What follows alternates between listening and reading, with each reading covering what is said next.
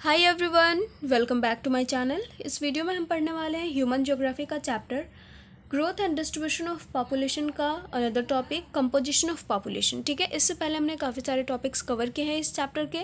Link description में given है playlist का, आप जाकर के चेक कर सकते हो, और अगर डिस्क्रिप्शन में ना मिले तो आप जाकर के डायरेक्टली प्लेलिस्ट चेक कर सकते हो। ठीक है, वहाँ पर आपको मिल जाएगी वीडियो। एंड अगर नोट्स चाहिए तो उसके लिए तो इंस्टाग्राम का लिंक हमेशा ही दिया हुआ रहता है डिस्क्रिप्शन बॉक्स में। ठीक है, आप इंस्टाग्राम पे जाकर के चेक कर सकते हो, आपको हाईलाइट सेक्शन में सारे नोट्स मिल जाएंगे। ठीक है, तो चलिए स्टार्ट करते हैं। आज की जो वीडियो है उसमें हमें जो भी पढ़ना है, जैसे कि हमारा जो टॉपिक है कंपोजिशन ऑफ पॉपुलेशन, चलिए उसे स्टार्ट करते हैं। तो कंपोजिशन ऑफ पॉपुलेशन हमने 12th क्लास में पढ़ा हुआ है। ठीक है, जो हमारी ह्यूमन ज्योग्राफी की बुक आती है, ठीक है, जो भी है, जो सेकंड वाली बुक होती है क्लास 12th में, उसमें हमने बेसिकली इन सारी चीज़ों के बारे में पढ़ा हुआ है। तो ये बहुत ही ज़्यादा सिंपल है हमारे लिए। कंपोजिशन ऑफ पॉपुलेशन से क्या मतलब बनता है? तो composition of population refers to the structure of the population. ये पॉपुलेशन का स्ट्रक्चर जो होता है, उसकी जो संरचना होती है कि किस तरह से हमारा जो पॉपुलेशन है वो बढ़ रहा है कि घट रहा है।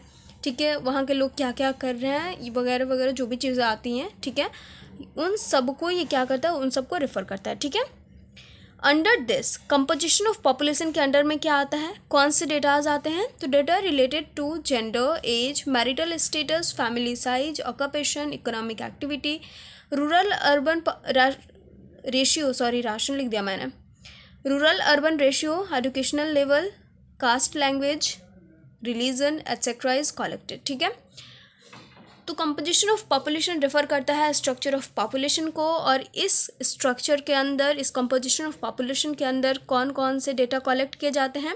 तो जेंडर से रिलेटेड डेटा, एज से रिलेटेड, मैरिटल स्टेटस से रिलेटेड, फैमिली से रिलेटेड, ऑक्यूपेशन से रिलेटेड, ये सारे डेटा कलेक्ट किए जाते हैं किसके अंडर? कंपोजिशन ऑफ पॉपुलेशन के अंडर। क्लियर हो गया?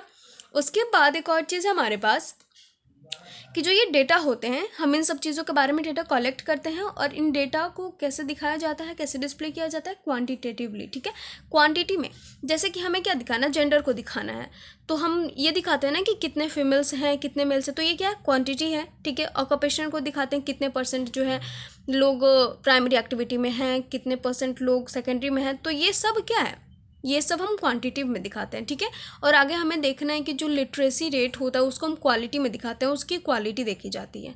ठीक है, तो सबसे पहला इसमें देखो हमारे पास क्या, सेक्स कंपोजिशन। ठीक है, इसे भी हमने पढ़ा हुआ है 12th क्लास में। तो ये होता क्या है, the ratio between mails and females in a population. ठीक है, पूरे पॉपुलेशन में जो रेशियो होता है मेल्स एंड फीमेल्स का, कि कितने परसेंट जो फीमेल्स हैं और कितने परसेंट मेल हैं। ठीक है, तो उसी को हम क्या कहते हैं, इसी के रेशियो को बोलते हैं हम सेक्स कंपोजिशन। ठीक है, important determinant of the social status of a region. ठीक है, ये क्या है, ये एक इम्पॉर्टेंट डिटर्मिनेंट है जो डिटरमाइन करता है कि किसी भी रीजन का, किसी भी एरिया का सोशल स्टेटस किस तरह का है।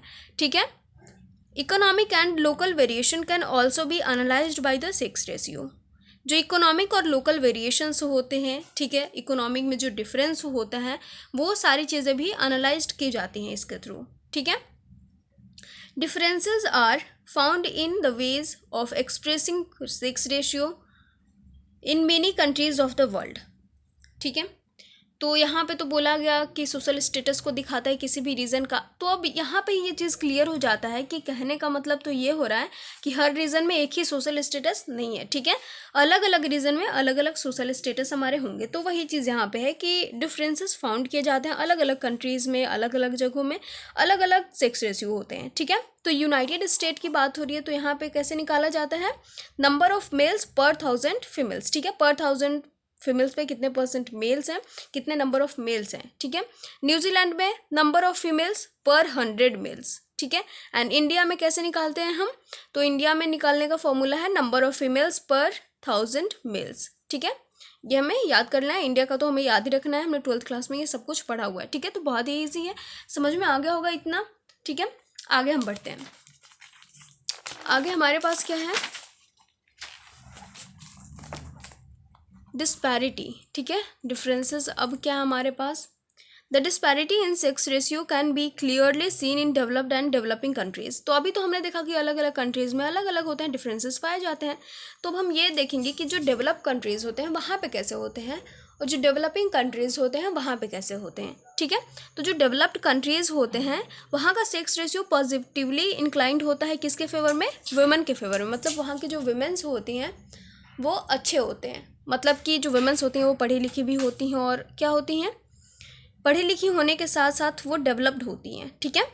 मतलब जैसे कि बहुत सारी कंट्रीज़ होती हैं जहाँ पे जो फीमेल्स होती हैं उनको काम वाम करने नहीं दिया जाता है, जो बाहर के काम होते हैं, जो हमारे टर्सरी सेक्टर के काम होते हैं, सेकेंडरी सेक्टर के काम होते हैं, ठीक है, मतलब घर के बाहर के जो काम होते हैं बेसिकली वो उन्हें नहीं किया जाता है, क्या करने दिया जाता है, ठीक है। और फिर पढ़ने लिखने का जो भी हो गया, ओके। तो जो डेवलप कंट्रीज़ होते हैं वहाँ पे ये सब है, लोग जो लड़कियाँ होती हैं, जो वुमेन्स होती हैं वो पढ़ती भी हैं, जो काम होते हैं सेकेंडरी टर्सरी सेक्टर के जो अच्छे अच्छे काम होते हैं वो सब भी करती हैं, ठीक है। और जो डेवलपिंग कंट्रीज़ है, डेवलपिंग कंट्रीज़ में ये किसकी तरफ झुका हुआ है sex ratio, in the favour of main, ठीक है, मेन की तरफ है। मतलब मोस्टली यहाँ के जो मेन होते हैं वही पढ़ते लिखते हैं और जो भी होती हैं, ठीक है। It means that economic prosperity and development are directly affected by the sex ratio. तो अब इसका मतलब क्या यहाँ से समझ में आता है, ठीक है, कि डेवलप कंट्रीज़ में ये वुमेन की तरफ है, डेवलपिंग कंट्रीज़ में मेन की तरफ है। तो इससे हमें समझ में आता है कि जो इकोनॉमिक प्रॉस्पेरिटी है और डेवलपमेंट है, ठीक है, वो डायरेक्टली किससे अफेक्टेड है, सेक्स रेशियो से अफेक्टेड है, ठीक है। अब आता है हमारा एज कॉम्पोजिशन, ठीक है। एज कॉम्पोजिशन के बारे में पढ़ेंगे हम, ये सब किस चीज़ के अंदर में आता है, पॉपुलेशन कंपोजिशन के अंडर में, ठीक है। तो एज कंपोजिशन है हमारा, the population can be divided mainly into 3 age groups, ठीक है। इसमें हम बारी बारी से एज को देखेंगे कि कितने ग्रुप, मतलब कितने से कितने एज के बीच के जो लोग होते हैं वो क्या करते हैं, ठीक है। तो हमारा पहला आता है चाइल्ड एज ग्रुप, 3 भाग में बांटा हुआ है हमारा, 3 एज ग्रुप्स होते हैं। तो पहला क्या हमारा चाइल्ड एज ग्रुप, तो कितने के बीच में यहाँ पे जो बच्चे होते हैं वो 0 to 14 ईयर्स के बीच के जो बच्चे होते हैं, ठीक है, जिनकी उम्र 0 से 14 साल तक की होती है वो आते हैं चाइल्ड एज ग्रुप में, ठीक है। ये ज़्यादातर किस पे डिपेंड रहते हैं, अडल्ट पर्सन पे डिपेंड रहते हैं, अपने अपब्रिंगिंग के लिए, अपने हेल्थ के लिए, अपने एजुकेशन के लिए, ठीक है। किस पे डिपेंडेंट होते हैं, अपने जो उनके घर में जो बड़े लोग होते हैं उन पे डिपेंडेंट होते हैं, ठीक है। Adult population invest on their health, education and nutrition. जो अडल्ट पॉपुलेशन है वो भी इन्वेस्ट करते हैं उन पे, वो भी अपना खर्च करते हैं किस पे, अपने जो भी उनके बच्चे होते हैं, जो भी चाइल्ड एज ग्रुप वाले जो होते हैं उनके हेल्थ पे खर्च करते हैं, उनके एजुकेशन पे खर्च करते हैं, उनकी न्यूट्रिशन पे खर्च करते हैं, ठीक है। आगे हमारे पास आता है कि ये जो चाइल्ड एज ग्रुप है वो इंक्रीज़ कर रहा है, कहाँ पे इंक्रीज़ कर रहा है, तो जो अफ्रीका है, एशिया है और लैटिन अमेरिका है, यहाँ पे रैपिडली इंक्रीज़ कर रहा है, ठीक है। और श्रिंक कहाँ कर रहा है, कहाँ पे इंक्रीज़ नहीं कर रहा है चाइल्ड एज ग्रुप, तो shrinking due to control of birth rate in developed countries like USA, Canada, western European countries like Australia, New Zealand etcetera, ठीक है। तो कुछ कंट्रीज़ है जहाँ पे चाइल्ड बर्थ रेट पे कंट्रोल नहीं होता है, ठीक है। तो उसमें हमारा आता है अफ्रीका, एशिया, लैटिन अमेरिका, ठीक है, एग्जाम्पल में दिया हुआ है। यहाँ पे जो चाइल्ड एज ग्रुप है वो काफ़ी रैपिडली इंक्रीज़ कर रही है, और कहाँ पे इंक्रीज़ नहीं कर रही है, श्रिंक कर रही है, ठीक है। वहाँ पे जो है बर्थ रेट पे कंट्रोल किया जाता है, ठीक है।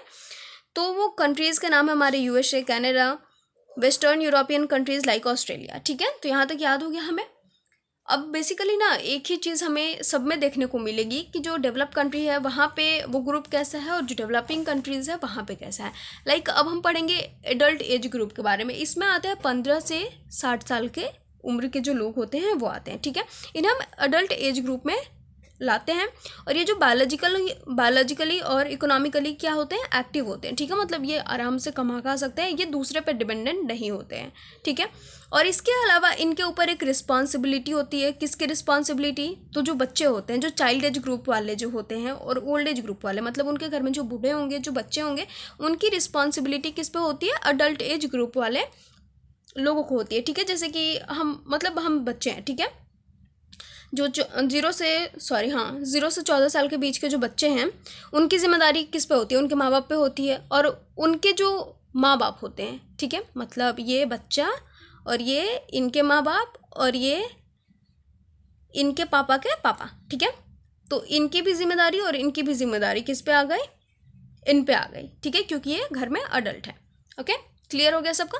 अब आगे हमारे पास कि जो अडल्ट एज ग्रुप है उसका पॉपुलेशन कहाँ पे हाई है, डेवलप कंट्रीज़ में, क्योंकि यहाँ पे अडल्टों पे ज़्यादा ध्यान दिया जाता है। जो अडल्ट लोग होते हैं उन पे ज़्यादा ध्यान दिया जाता है, और जो डेवलपिंग कंट्रीज़ हैं वहाँ पे ज़्यादा नहीं है अडल्ट एज ग्रुप, ठीक है, वहाँ पे कम है।